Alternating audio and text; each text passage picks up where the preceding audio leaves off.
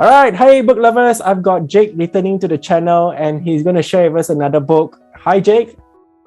Hi, hello everyone. It's good to be back. Thanks for having me, Richard. Yep, Jake. So just for our listeners and our viewers, share a little bit about yourself. I understand you went into a startup again. Yeah, sure. So yeah, my name's Jake. Been here. If you haven't watched the previous one, link in the description. Um, but yeah, I've transitioned into startup right now. I'm in the country at Malaysia at Venture Cap Insights. But so yeah, What are you doing at the startup? so I'm responsible for all things on in Malaysia for our company Venture Cap Insights, which is a startup data provider. We have presence in Vietnam, in Indonesia, in Thailand, in Malaysia, in Singapore, and we're on the verge of revolutionizing the data industry for private companies. Mm. Okay, awesome. So you have a book with us to share. Yeah.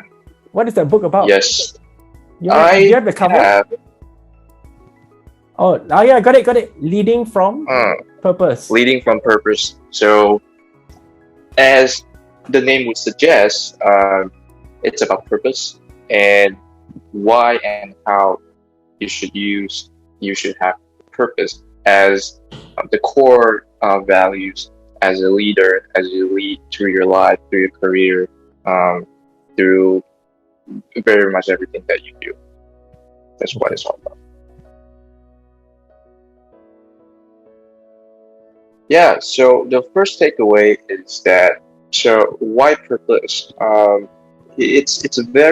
It's a word that's thrown around quite a bit. Maybe purpose, you should have purpose for this and that. But the book actually outlines why when you have the purpose as your core, as being a leader, would be the best in terms of transforming the things that you do and the people around you as well, that you can actually influence them. And so the author started off with why purpose.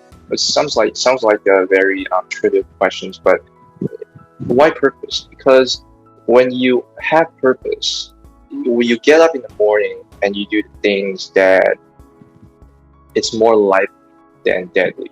I mean, not deadly in the sense that it's fatal, but deadly in the sense that it's the answer that you might be going for would be, I'm just doing it. So when you have purpose, you won't say, I'm just doing it, but you would say, I'm doing it because this is what I would like to change. This is what I'm passionate for, and everything. So why having purpose is important and in doing the things that you do and being a leader is that when you have the core purpose of what you as a leader want to strive for, you actually create more value and you actually create more even more purpose from the purpose that you have in yourself and others as well. And so everyone would actually have their own purpose and would actually strive for that, and then they would create great things. So that's the first takeaway I have. Second takeaway is actually, so how do you get there? Because there's a sort of perhaps not a method, but some things that you can look into you yourself, or your surrounding or your life, and trying to bring that purpose out. Because sometimes it's very hard. It's easy to say purpose, but it's very hard to actually. Some people takes religion. Some people takes their dream. And the first one I'm going to talk about is the dream. So remember when you're a kid and you have the moments where you actually sort of like a stamp, time stamp that you always remember, and everything you do afterwards sort of surround that event, something like that. And the book actually talks about some of the people that the author interviewed, that some of the people that they have mentioned moments when in their childhood because of something that happens, and they surround themselves when they do things, they surround themselves with that magical moment, and that serves as their purpose in doing the things that they do in the future, in their careers.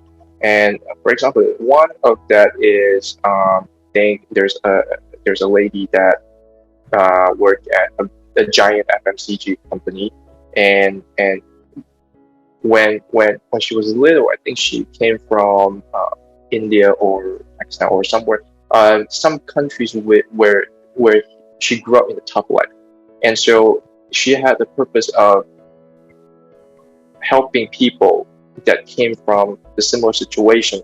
She ended up in HR, but because of that purpose of helping people rise to the level playing field, that served as her sort of purpose in trying to help people to rise up to occasion and rise up to the, their sort of the place where they should be, and everyone should be able to reach there, should have an equal sort of opportunity to get there. Yeah. And so that served as her purpose. The second one is crucible stories. So some people may have experienced tough loss, or some people may have experienced very striking events that throughout any parts of their life that sort of became their purpose. And the book talks about a guy who was the Navy SEAL, I believe, or somewhere in the Army, but retired as a veteran. And during the Boston Marathon bombing, and he was in front running. The bomb was went off behind, but he ran back and trying to save people from the ashes, or from the place where the bomb went off. And it takes a lot of guts to actually do that.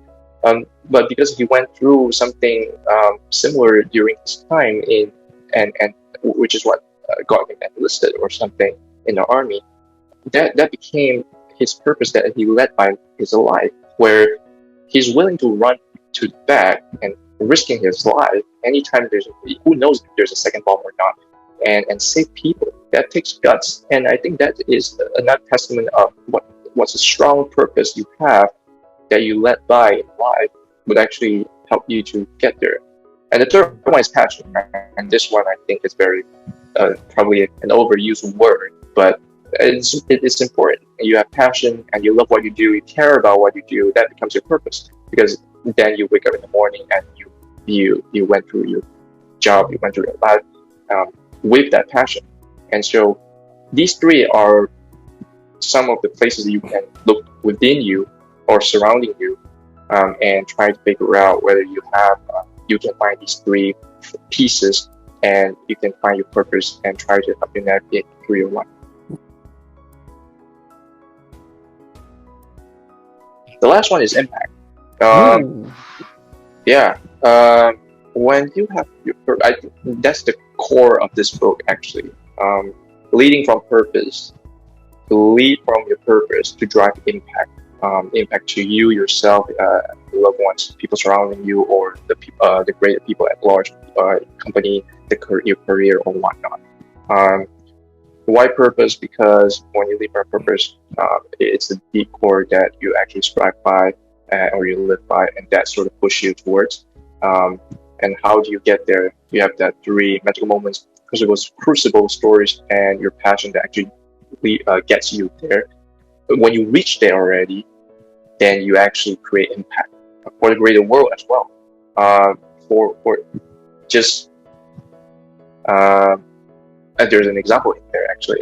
There's another lady from another big company, doing very well in the senior position, and when the UNESCO, but then she was looking for career change. There's two positions or jobs that she was thinking about. One is another multinational corporation, and another one is UNESCO.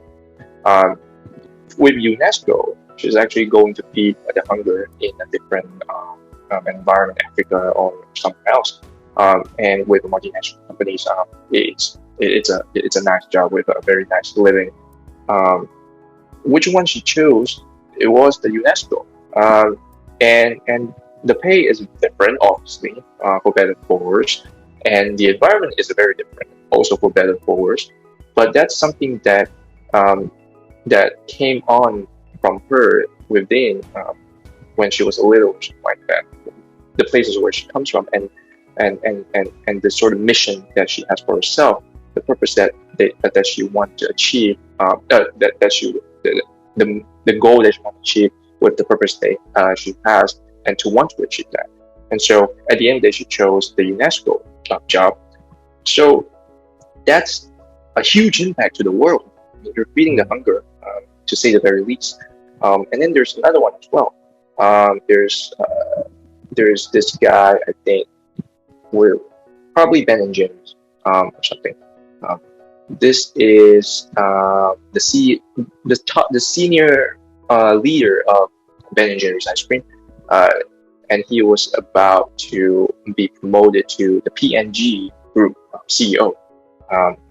It's a big job, to say the very least, but he rejected and remains at Ben and Jerry's, because his purpose was to create ice cream, the great flavors of ice cream, and for people, that creates happiness. That's a least, perhaps, compare least impact than perhaps the UNESCO, but it's still, you're generating happiness for people with ice cream. People love. Who knows which the next guy that comes in would just institutionalize everything, and you would get various flavors of ice cream, then you would get happy. But that's those are just some of the examples. But at the end of the day, when you are leading from your purpose, when you have a purpose that you strive for and you lead by, you are more likely to create impact to yourself, people around you, and the world, and your company as well. What about yourself, Jake? How far are you into finding your purpose? Or have you found it already? Oh, yeah, that's a tough one. I would say I'm still on the discovery phase of my purpose, but yeah, I would